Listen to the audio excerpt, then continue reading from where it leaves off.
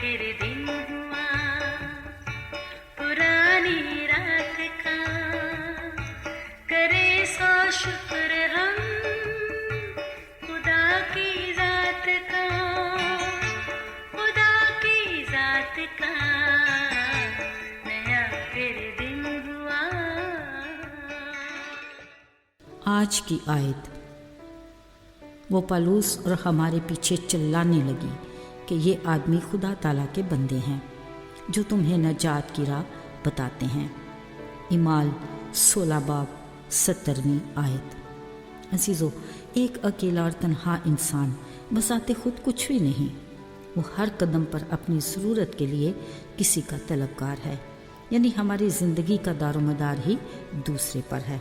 असल में ये सोच उस खालिक खुदा की हिकमत है जिसकी बदौलत उसने हम इंसानों को किसी न किसी रिश्ते में जोड़ कर रखा।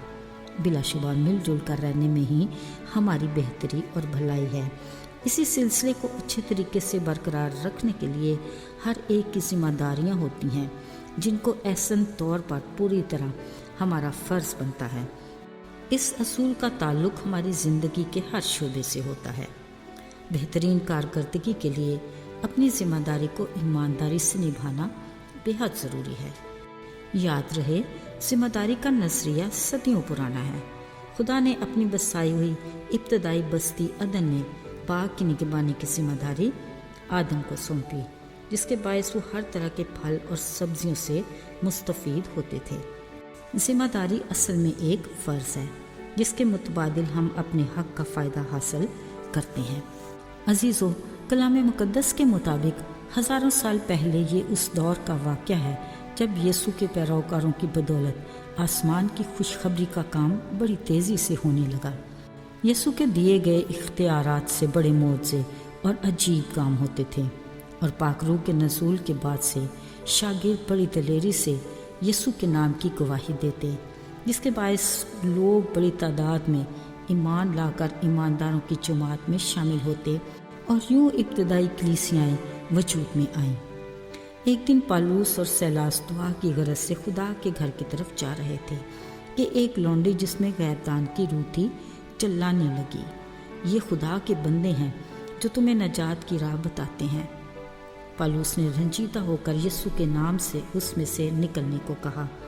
कलाम मुक़द्दस में लिखा है, वो तो उसी वक़्त भली चंगी होगी, मगर जिनके लिए वो कमाई का बायस थी वो सख्त नाराज़ हुए और इन दोनों को पकड़कर फौजदारी के हाकिमों के हवाले किया, जिन्होंने उनके कपड़े फाड़े और बैंत लगाकर उनके पांव काठ में ठोंक कर कैद खाना में डाल दिया।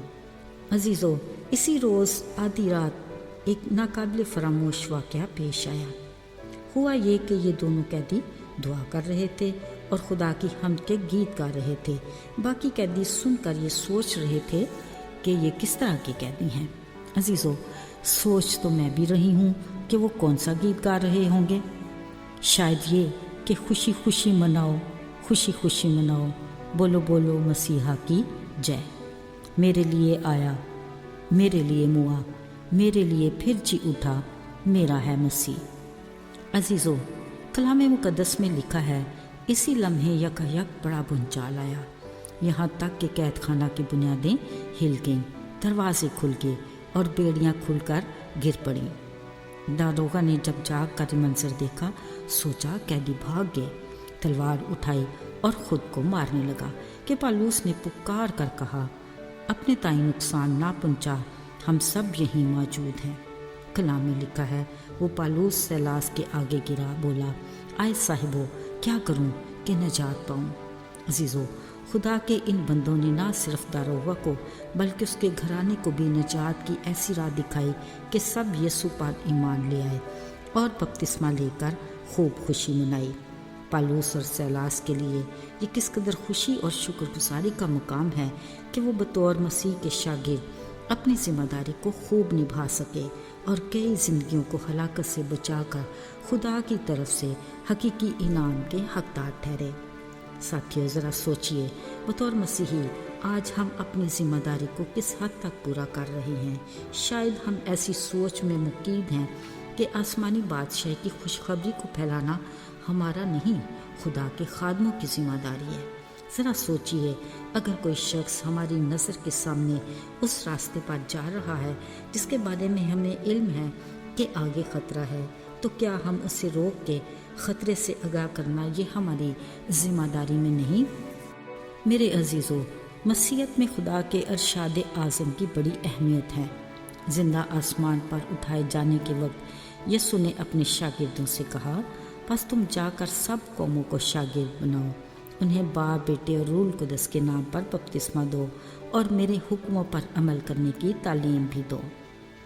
یاد رہے، کلام مقدس کے مطابق اب تک اس مشن پر عمل ہوتا چلا آ رہا ہے، مگر آج کے دور میں بطور یسوع کے شاگرد اس مشن کو جاری رکھنے کی بڑی ذمہ داری ہم پر عائد ہوتی ہے۔ آئیے سب مل کر اس کے بڑے فضل اور رحم کی بدولت خدا کی محبت سے بے خبر، مسیح کے کفارے سے ناواقف، گناہ میں پڑی انسانیت کو اس کے حکم کے مطابق جھپٹ کر جہنم کی آگ سے نکالیں اور ہلاکت سے بچائیں۔ آئیے دعا کریں۔ اے خداوند باپ، ہم شکر گزار ہیں کہ تو نے ہم گناہ گاروں پر رحم کیا اور ہمیں ہمیشہ کی زندگی کا وارث بنایا۔ توفیق دے کہ ہم دوسروں کے لیے تیری نجات کی راہ بتانے والے بنیں اور اپنی ذمہ داری کو احسن طریقے سے پورا کر سکیں۔ یسوع کے مبارک نام میں آمین۔